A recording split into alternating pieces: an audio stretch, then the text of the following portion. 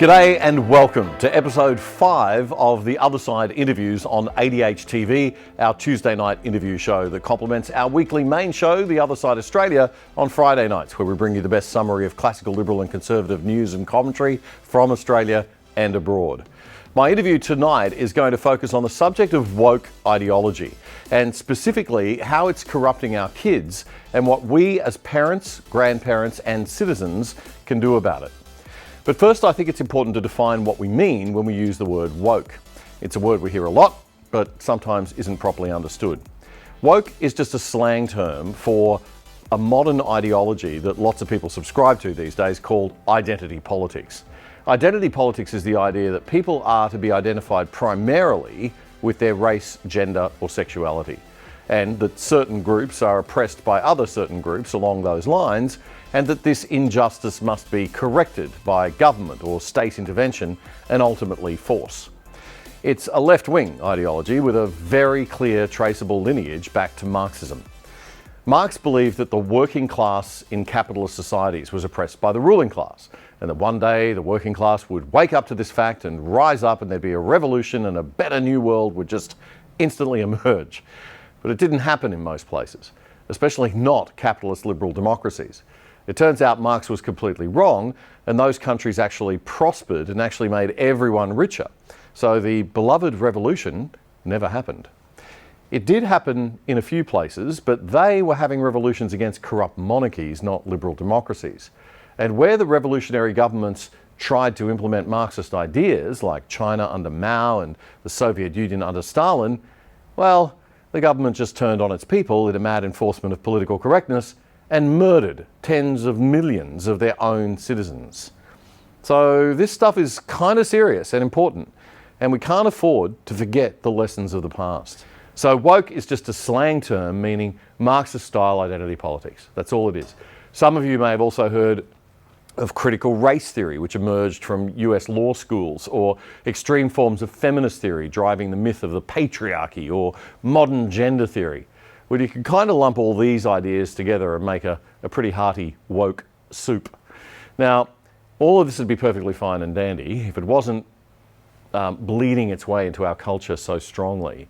It's okay to stand up against actual racism, of course, actual sexism or actual intolerance of people of different sexual persuasions, but the woke left attach themselves to these nice causes and they use them to force more extreme kinds of change, like accepting 50-year-old men dressed as women, dancing sexually in front of kids while reading them storybooks, or like insisting every single workplace have exactly the right number of people of every shade of skin colour in exactly the right proportion so that the best people for the job are no longer getting the job based on merit. And then attacking and destroying the reputation of anyone who dares to stand up to that by calling them sexist or racist or transphobic.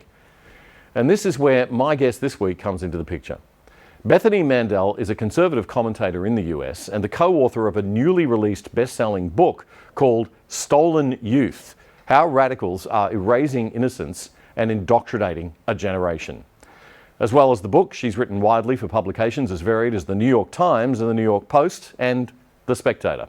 Bethany started this journey as a concerned mum. She has 6 kids, and miraculously she's got the time to join us from her home in the US, Washington DC specifically. Bethany, welcome to The Other Side Australia. Good to have you. Thank you. Thank you so much for having me. I appreciate it. Tell me a little bit about the book. It focuses on the US, but Australia is culturally only a few steps behind America usually, and some would argue that we are all California and New York these days with no Texas or Florida to balance things out. So maybe we need to hear your message more than anyone. We know that woke cultures in our media, our entertainment, music, corporations, government agencies, education, particularly our universities, and more recently our high schools. But your main concern is how it's now bled into primary schools, or what you call elementary schools in the US. Can you tell us a little bit about that? Yeah. I feel like I'm sort of talking into a time machine into the past, talking to you guys, because I think it's just coming up, and I've heard this sort of a lot from folks in Australia and folks in Canada and a lot of people in Israel, and they say, we're always 5 steps behind you guys, a couple of years behind you culturally with all of these phenomenons. And, it has always been, live and let live. Whatever people do in their own bedroom, it's fine. And that has really transformed in the last couple of years here in the United States into very aggressive marketing for children. Now we're seeing in California that it's become a safe haven for children and parents who want to receive what they call gender affirming care. But the reality is they are becoming a place where children can go and obtain uh, medically unnecessary surgeries and hormones that are catastrophically impactful. And quite honestly, we don't know all of the medical implications of some of these hormones. They're using children as literal guinea pigs in this ideological quest to recreate society where there is no gender and there is oppressor and oppressed, and we're creating a generation of children who want to be the oppressed and who are maiming themselves in the process. Do you think that there's starting to be, I mean, you're seeing signs of pushback in the US? I mean, we have people who watch this show ranging from, Yeah. centre left people who are liberal in the US sense of the word liberal, right through to, what we would call liberal centre right people, right through to arch social conservatives who are, Yeah. very much against homosexuality altogether or any kind of Yeah. a different sexuality. So it's a wide range of people, but generally in our culture, we're very tolerant, as you are in the US. And Yeah. yet this ideology is so extreme that it's pushing people who are otherwise quite tolerant further Yes. and further to the right. And I think that endangers some of the liberties we've won in the past. Yeah. But Yeah. it's really quite troubling. But do you think that there's a bit of a pushback now that most people are waking up to this, or is it still very dominant in the US psyche? So it's a very powerful ideology, whereas it's not popular. I probably only 7% of the country, if not less, would consider themselves to be woke. It's entrenched in really, really powerful places. That being said, I'm not sure if you guys saw what happened with Bud Light Oh, yes, we here sure in the did. United Yep. States. Yeah, yeah. Yep. So that was a really powerful message sent by the American consumer to a corporation who thought, we'll just get some points and it'll help us sort of achieve our equitable score and become more sort of viewed as open and progressive and whatever. And they got a message pretty loud and clear that this is really unacceptable, and I think it spooked corporations. That being said, Target, which is probably the number one retail store in the United States and definitely a place where I would say the majority of American parents buy their children's clothes, just released a clothing line. I saw the pictures in the last few days, and it's an LGBT clothing line with onesies with pride slogans, all the way from newborn through teenage years, that are really sexually charged. They're explicitly pro pride, and there's a lot of transgender messaging as well. So Sorry, I'm so not this is sure that clothing that's, corporations. this is not just, gender neutral clothing, if you Oh would call it no. that. You're talking about actually sexualized clothing in some So sense. this is clothing that has pride content printed on the front for boys Right, and girls, right. from newborn onesies all the way through teenage years. And you kind of go from rainbows, which, who doesn't love a rainbow, to slogans about trans rights or human rights on onesies.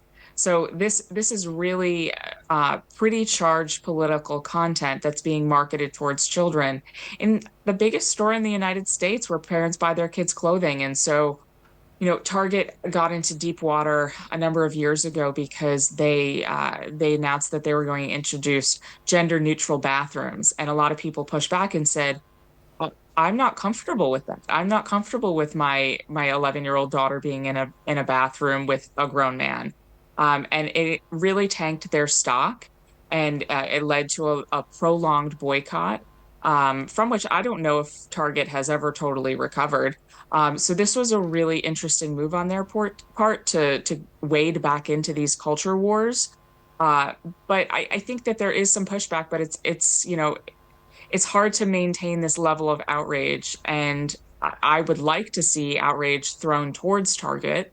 I'm not sure if we'll get there again. We might have been outraged out by the Bud Light situation, but we'll see.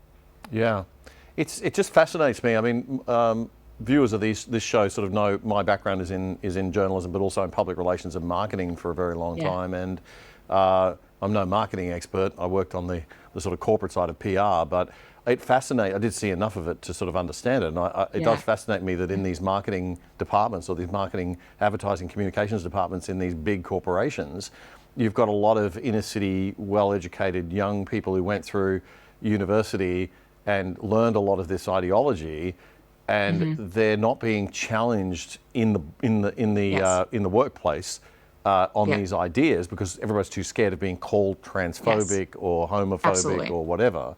Yeah. And It's they've and so this stuff is getting through. But you would think that, yeah. I don't know, where are the grown-ups in the room saying, hang on a minute, this doesn't Yeah. represent, or the research shows this doesn't represent. Well, it would appear a significant majority of the population are actually opposed to a lot Yeah. of this stuff. Yeah, yeah.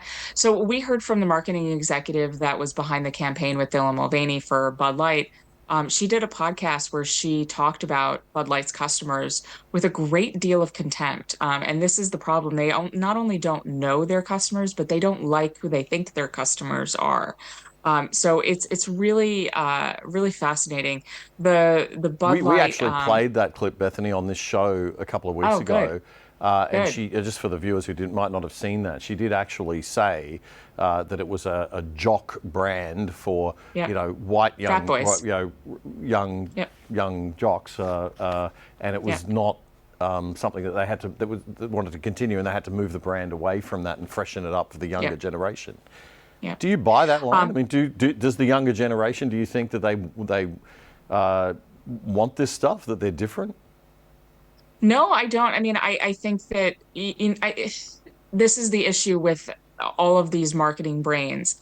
They were never there is a population that might be interested by a company that would market itself this way. They were never buying Bud Light, and they never will buy Bud Light. There are people who buy sort of craft beers if they buy beer at all.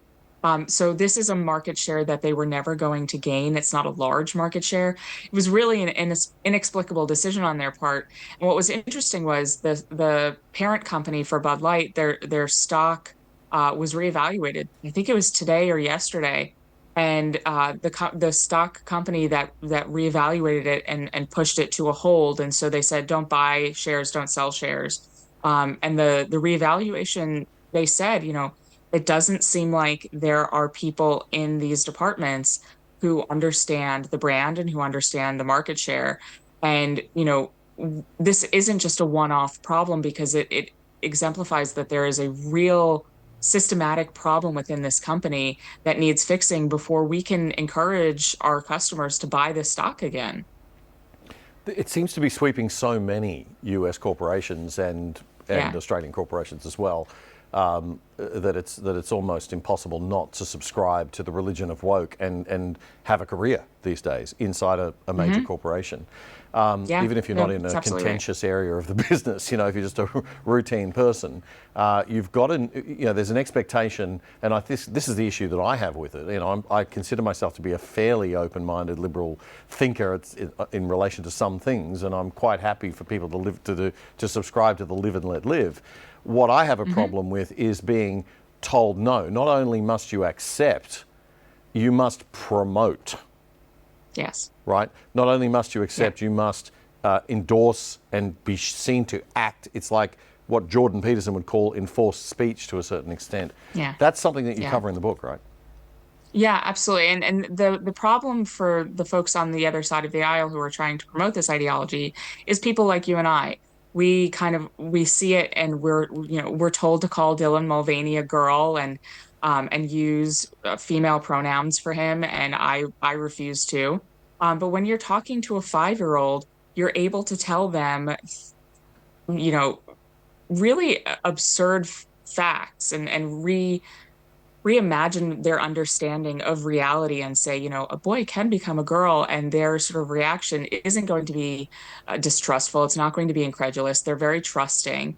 And so they're really taking advantage of the nature of children in order to take advantage of them and to get in on the ground floor of the next generation to make sure that they have a group of people who will accept the incredible, because this is how Marxist societies have always operated. They always go after the young people. They always try to turn young people against their parents. This is Marxism 101, only wokeism is cultural Marxism, but it's all the same kit and caboodle at the end of the day. Right. Well, politics is downstream of culture. You've got to start with the culture Exactly. first, and that's what they do. Which brings me to probably what is the more important issue, that in fact, what we're seeing here is not an accidental phenomenon. It's not something that's just organically growing out of a desire to be nicer or society becoming more progressive and open and accepting. This is actually a political movement being actively driven by organised political entities. To what extent do you think that's correct?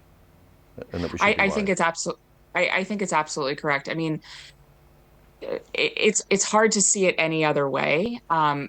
They are taking over huge sectors and the most important sectors of American society: medical associations, law associations, schools. I can't think of a sector of American power where this is not the prevalent theory.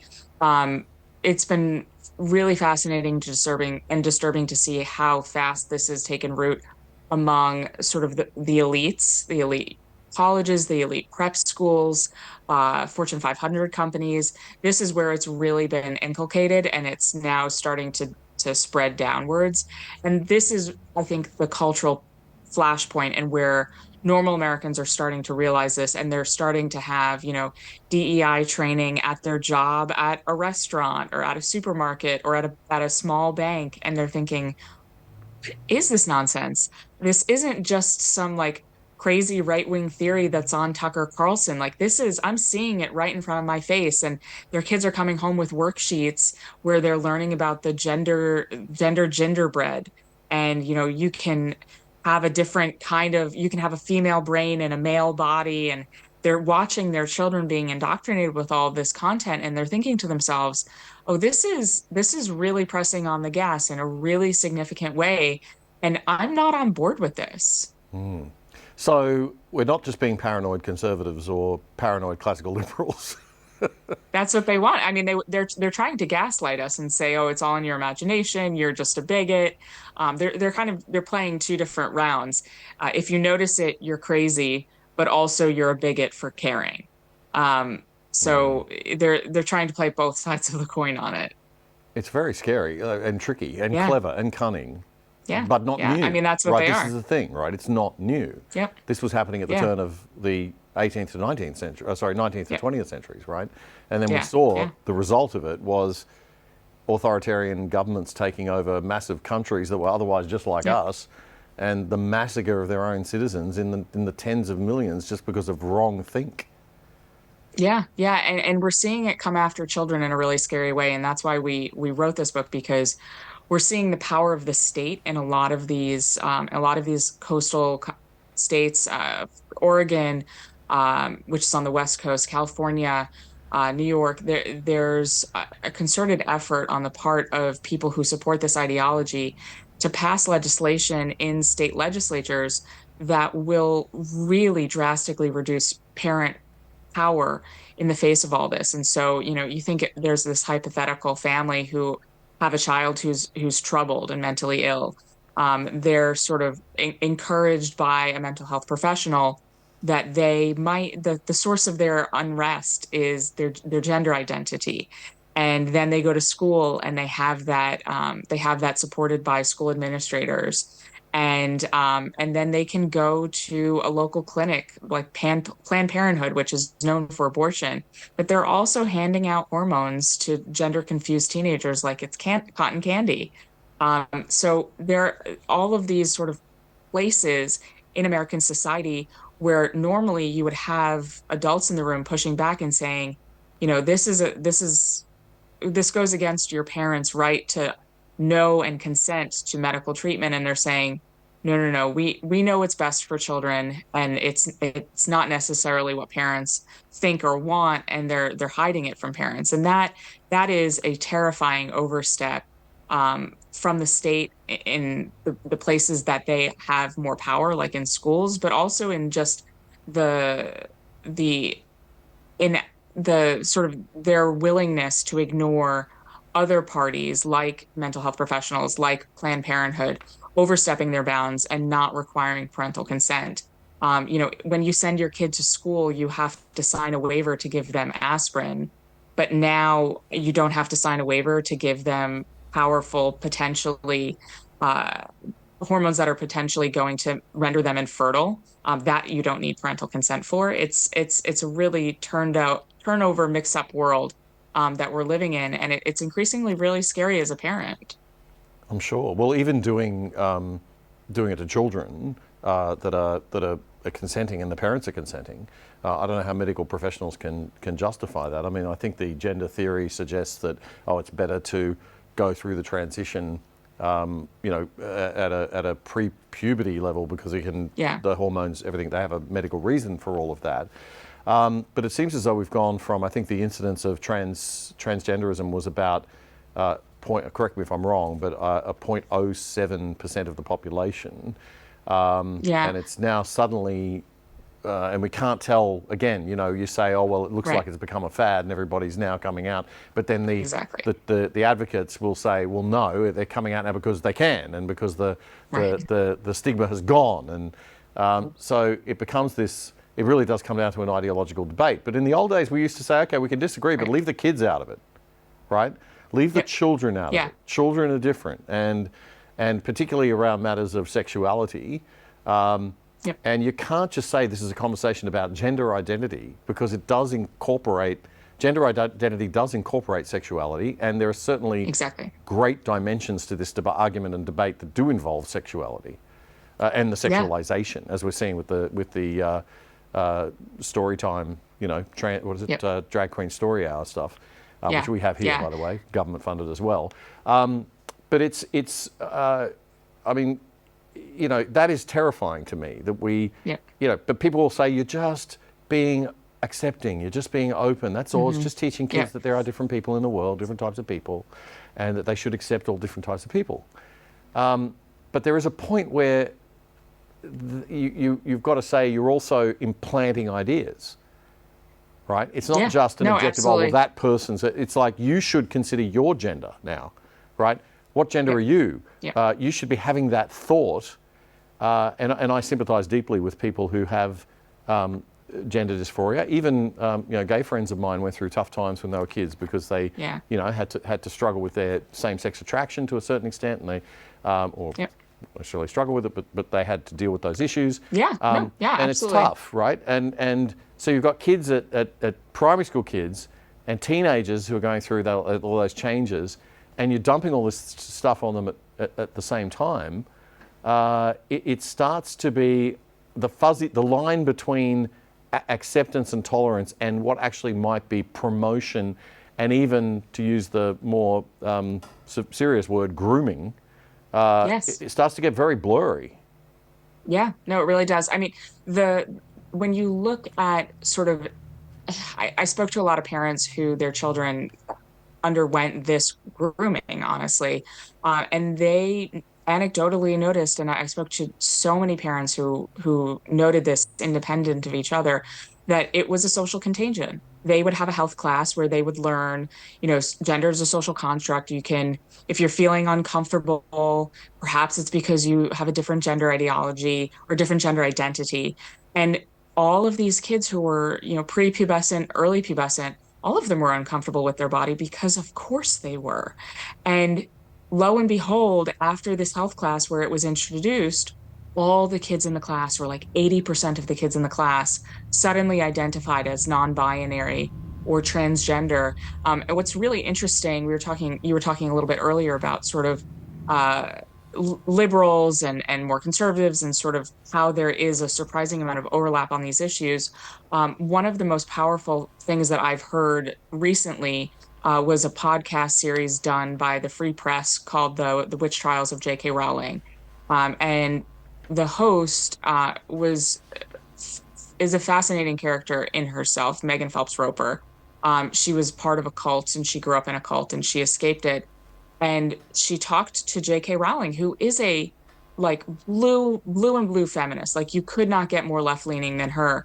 And she is very strong on this as a feminist because she says this is not only erasing women, but it's also endangering women. We're seeing men being introduced to women's rape shelters, women's domestic violence shelters, women's prisons, and it's making women less safe. And as part of this series, Megan Phelps Roper, the host of it, spoke to a young, I think it was a young woman who became a man. And Megan says, you know, when I was going through puberty, of course, I felt really uncomfortable and I felt like I was not in the right body. And this was the first time that this child who has undergone serious and irreversible treatment, and I'm using that in like very generous quote marks, uh, to change their gender identity. That was the first time that they had heard that that's actually a normal phenomenon when you're going through puberty to feel like you're uncomfortable in your own skin and that your body is changing so rapidly and so uncomfortably that you'd barely recognize it anymore and it doesn't feel like your own anymore. When Megan said that that was her experience of puberty and that she then grew up to be a cis normal woman who was married to a man and had two children of her own and who very strongly identifies as a woman. This was the first time that this transgender teen had heard that from an adult. And that is malpractice. That is malpractice on the part of all of that child's mental health professionals, of their parents, of everyone who they encountered in their school system. Instead of sharing with that child what is a normal experience for normal people, which is discomfort, they instead just automatically said, you know, we will honor your feelings and we will go full steam ahead as much as you want to. And that seems like the nice thing to do because this child was so strong and adamant in their desire to change genders. But ultimately, it was deeply unfair and catastrophic change to this child that is irreparable. And I hope that they don't regret, but if statistics are any indication, they will regret it because the majority of children who experience gender dysphoria outgrow it. The vast majority outgrow it. Yeah, there's a lot of data on that, even in today's modern, you know, very far left-wing social science environment in our universities. There's still research getting through that's demonstrating that reality that most kids outgrow this, or they just find out they were gay, or they find out they were, you know, and that's confused. That's another sort of strange bedfellow that we're finding is that a lot of gay and lesbian individuals are like, wait a second. When you say that if a tomboy is actually a boy, you're erasing a lot of more butch lesbians in the process and rendering them infertile. I mean, the number of friends I have who are in women who are in relationships with women married and they have children, I can't count them. And if they had grown up nowadays, they wouldn't have been able to have children because they would have been told they were a man. Yeah. Well, look, I mean, the feminist movement here is very split on this whole issue, obviously, as you've outlined. As it should be. In the J.K. Rowling sort of sense. But also, we're starting to see the LGB community saying, well, hang on a minute, you know, is there such a thing as the LGBTQI plus community? I mean, it's not, we're not all, not everybody thinks the same way, surprisingly, just because they might share some aspects of a sexuality. And that's the problem with woke, right? It's like we all have a certain skin tone, therefore we all must think the same way. We all have a certain sexuality, we must all think the same way. You know, we're all a particular gender, we must all think the same way. You talk about, and this idea of teenage girls in particular and teenage boys, the idea that at that age you are very susceptible to social pressure and you do want to fit in, and it is a very difficult time in terms of your identity in all sorts of ways. There's this idea of the martyrdom complex that you mentioned. Can you just explain what you mean by the martyrdom complex? Yeah, I mean, it's mostly for young people, especially white people of privilege. We have sort of transformed, unfortunately, our society that it used to put resilience and power and Achievement and success. strength, And, yeah, and achievement and success on a pedestal, and we've replaced it with victimhood. And so for young people who are privileged and who don't have any victimhood credibility, they're adopting and co-opting, honestly, these identities in order to say, well, I might be white in Silicon Valley and live in a $4 million townhouse with my parents, but I'm actually non-binary. So I really struggle and it's been really hard for me. And right. that's how they're getting credibility among their friend group. And again, anecdotally, but a wealth of anecdotes. A lot of the troubles that I heard were from families of privilege because their kids felt like they needed to adopt these identities in order to fit in. Yeah. Another thing that a lot of people don't realize is sex education in school has changed a lot, hasn't it? I mean, it used to be, Yeah. I remember in my day, and I'm 6 million years old, so I'm showing my age here, but in my day it was like very mechanical and biological, which probably in Right. itself was bad because that diminished the important, the seriousness of it. And I went to a Catholic school, so you would think that they would be teaching some of the spiritual side of things. But these days it's like extraordinarily graphic. I was quite, my children went to a British international school when I was living abroad. And they had the British curriculum. And when I heard one of the parents of the older kids saying, what they were learning in year 9 about human sexual behavior and certain practices, I was aghast. And I've never considered myself to be particularly prudish. So, Right. No, same. yeah. What is going on Yeah, I mean, there? it's really disturbing. I mean, I I don't know what I can say on Australian You can television. say anything on Maybe this you'll show. just okay, good. All right, good. Yep. We So just put a if you warning have out there that if people want to jump forward about yeah, 3 minutes, they can. I will But say yeah. if you Yeah, have got if you have kids children and- in the yeah. room, yeah, skip 45 seconds. They're teaching children as young as kindergarten here about masturbation, Right. about how to optimize self-pleasure. And they're teaching this How to to, optimize. yeah, Wow. yeah, Okay. In kindergarten. kindergarten. Okay, Yeah, that's completely yeah, inappropriate. yeah. Yeah. Yeah, no, Yeah. absolutely.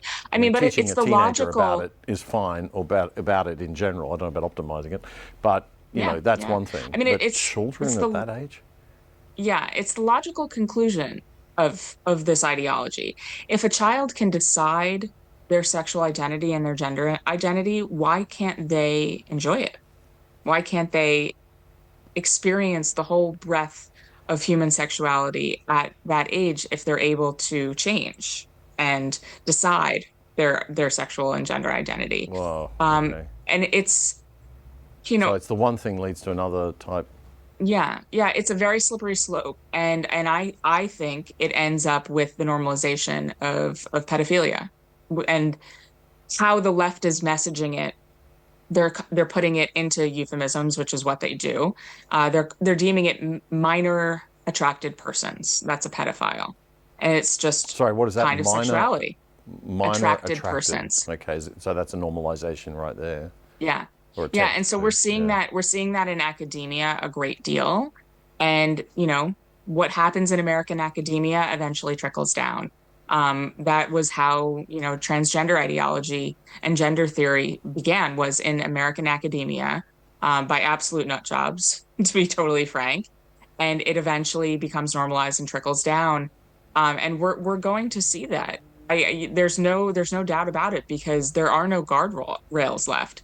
If children can decide their sexual identity and their gender identity at 5 years old, which is something that they wholeheartedly posit, then why can't they enjoy their sexuality? Why can't they utilize it?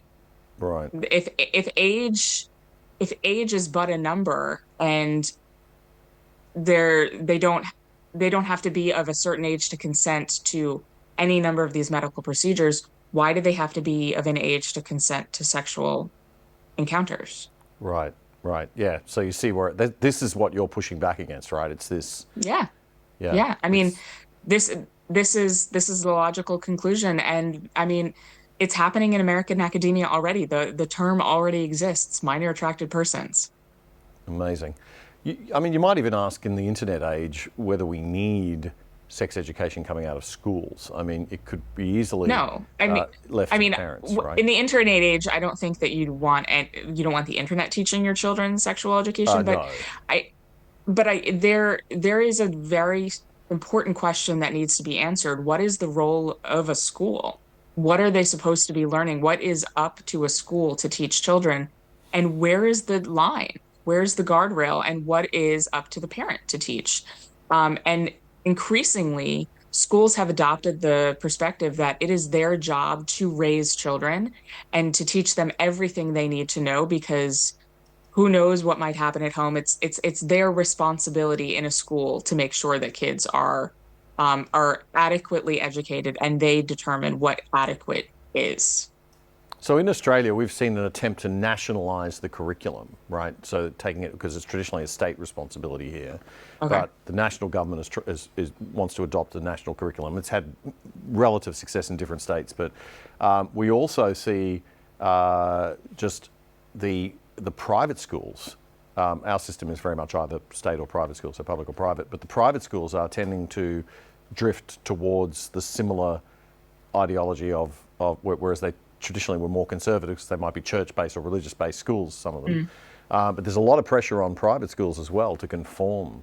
Otherwise, they don't get their licenses, they don't get their, so there's a lot of state governmental pressure being applied here, right?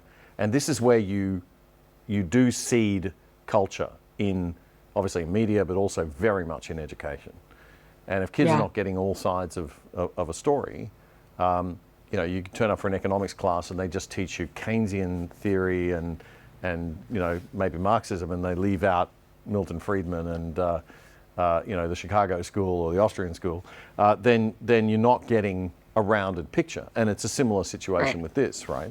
Who's teaching the flip side of the story, which is, there's different types of human sexuality, not just in terms of what attraction we have, but also sexual behavior, sexual habits, what sexuality means as an extension of intimacy and relationship and love. Let's talk about that a bit, because I think that's a message that's not getting through to our youth, is it? Yeah, I mean, I think that there's two problems here, and this was a lot of why we wrote Stolen Youth in the first place. The first is the parents don't know and understand what their kids are even learning and what they're being taught, because it is so different from what it was even 10 years ago. I mean, forget about when we were kids, what it was 10 years ago to now. It's really, really accelerated and gotten really aggressive. So first of all, the enemy is unknown, and people don't want to distrust their child's school, but they should, honestly, and they should distrust and be checking the curriculum. But then they also don't have the tools with which to argue it. The average parent, I think here or in Australia, don't understand gender ideology. They don't understand this philosophical, very academic sort of ideology, and they're being told they're idiots and they're bigots if they dare try to question it. And so they're really cowed into silence by fear of feeling stupid and fear of being ostracized. And they're, as a result, sort of ceding their right to raise their children in sanity, honestly, because they're afraid of the mob, and they're afraid of confronting individual principle. Yeah, you don't want to be that parent, right? Exactly. And so it does result in a lot of self-censorship. People just not mentioning it. I know kids who feel that way in the classroom. They won't put their hand up and challenge these ideas that are being driven by the teachers because they don't want it to affect their grades. There's a real power imbalance there, but also they don't want to be ostracized by their peers. By their peers. Who think it's all really cool and are using it for that social cred that you were talking about earlier. But as parents, unfortunately, we can't allow ourselves off the hook that way, right? You've got to do something. What can you do? What do you recommend parents do? Well, I mean, I think the first step is becoming aware of the enemy. And that's why we wrote Stolen Youth, because parents just have no idea how insidious this ideology is. And quite frankly, my co-author and I, Carolyn Markowitz, and I, we didn't understand how insidious it was until we started talking to parents and we started talking to experts. I spoke to so many different pediatricians, so many people in media and the publishing industry, and it was really honestly very shocking and very disturbing how ingrained and how powerful this ideology is. And so I think the first step that every parent needs to take is to start caring, because this ideology cares about your children, whether you care about this ideology or not. So you have to understand the enemy that is at the gate. And you guys have a little bit of an advantage because we're 5 years in the future and we're sort of yelling back like, all right, these are the lines that you just cannot allow them to cross. And to me, I mean, I think the number one thing, which is probably one of the hardest things, is you cannot seed the language. You cannot allow them to call it gender affirming care. It is mutilation. It is chemical castration. It is not gender affirming care. Yeah, we Don't underestimate the use, power. The left are very yes, good at the linguistics, yes, right? yep, And it's in all their theory and all their yep, political science stuff. It's like linguistics, language, language, language. Language yep, frames the debate. yep, Language yep, frames culture. Language frames everything. So we have to jump on the language, right? As soon as you see the yeah, language, you've got to go, hang on, I don't call it that. I call it this, yeah, right? yeah. And it's very hard. This next suggestion is very hard, but I think it's necessary.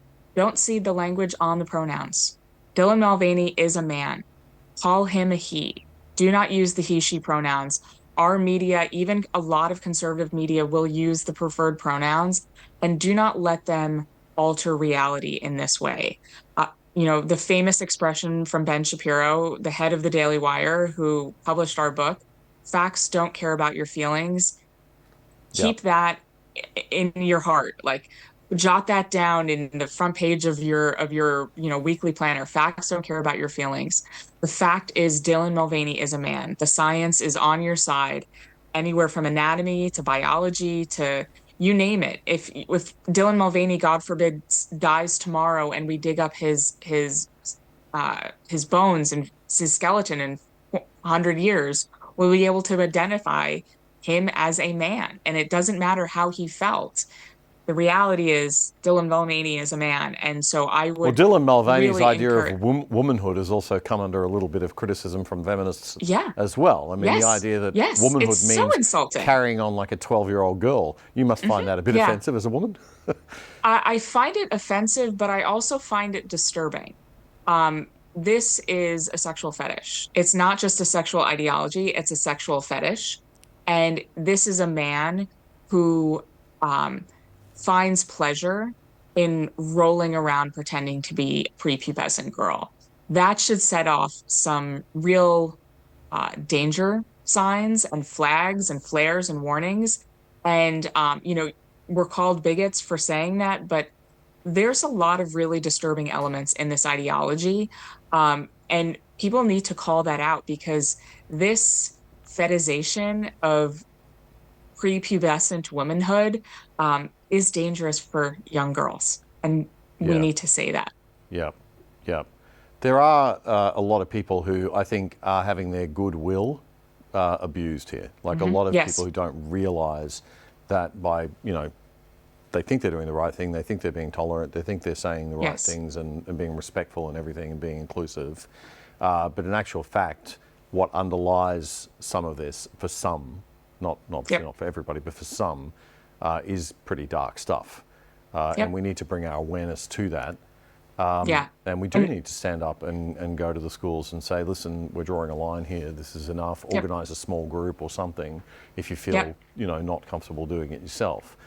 But get Yeah. those parents that you talk about this stuff with on the side together and collectively write a letter and all sign it, or collectively go and have an appointment with the principal and just Yeah. say, look, we are And noticing it. pull your kids out of that health class. They're your kids. Pull them Right, out. right. Say Or this is members of not. unions in the workplace get together and talk to your union, or Yep. get to get a group together if you're not in a union. Get together and go to your boss collectively rather than individually, and just say, hey, we're a bit concerned that this is going a little bit too far. So, Yeah. I mean, there are ways to do it. There's also ways that things can be done anonymously these days on social media. I mean, you can campaign anonymously. Yeah, Use I some of would. these tools the left use against them. Yeah, I suppose, but I think that people need to be brave enough to put their names on it. Yeah, well, good for you. That's strong. Sorry. No, no, I totally respect that. I think that's fantastic. I'm just saying, some people, obviously, if they're, they Yeah. can't, if they're in certain roles and jobs and they've got to protect themselves. But I absolutely applaud anyone who does this and does stand up, because it does require a high degree of bravery. And people like you, you got to put yourself out there and you get criticised and torn Death down. threats and Yeah, yep. yeah, it's not pleasant at times, Yep. I'm sure. Yeah. No, it is not. No. Anything else in the book you want to tell us about that we haven't touched on, or I mean, so much. I mean, like in I think, researching it, like you must have just come across so yeah. much stuff that you didn't expect, right? Yeah, there was a lot. I mean, I think that the number one message that I want parents to understand, and I think our book in parts, is that this is an attack on our children's innocence and on their resilience. And the end result, the end goal for parents, for normal parents, is to raise resilient adults who are able to function as adults and fully functioning adults. That's not the goal of the left. The goal of the left is to raise individuals who are highly susceptible to their ideology, who will become foot soldiers, because at the end of the day, you can't foment a revolution. And that's what they're trying to do. They're trying to foment a revolution. You can't do that among a populace who are happy and who are stable. And so they are trying to destabilize our society from the ground up, from children on up. And if you look at the statistics on mental health, on anxiety, on depression, every metric of mental health, it is really bad among children, especially, and getting worse on a year-to-year basis. They are succeeding. Let's talk a little bit about climate change, because we didn't go there, and it is in the book. Yeah. The impact of climate fear Yeah. on young kids today. This is something that really concerns me. I remember in my day it was nuclear annihilation, because I was Yeah. pre-Reagan Yeah. and Thatcher in some of my youth. So I'm after you, and it was acid rain.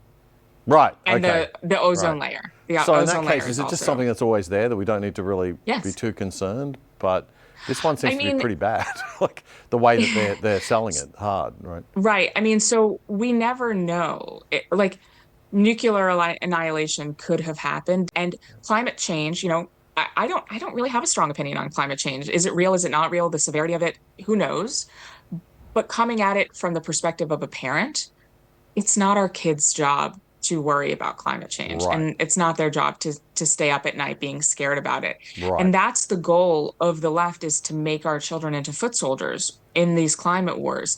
Greta Thunberg is the poster girl for climate change revolution, and she wants to have everyone of her generation join arm in arm with her in this revolution. And I, I I cannot open a book about weather or science or go to a museum or a zoo where there's not messaging about this. And so, No. even in our family, my children are homeschooled.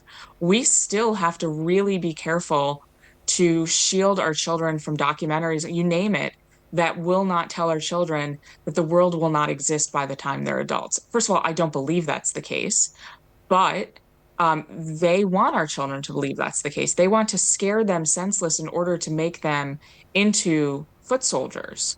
And that, I mean, you wonder why children are anxious and depressed, and people aren't having children.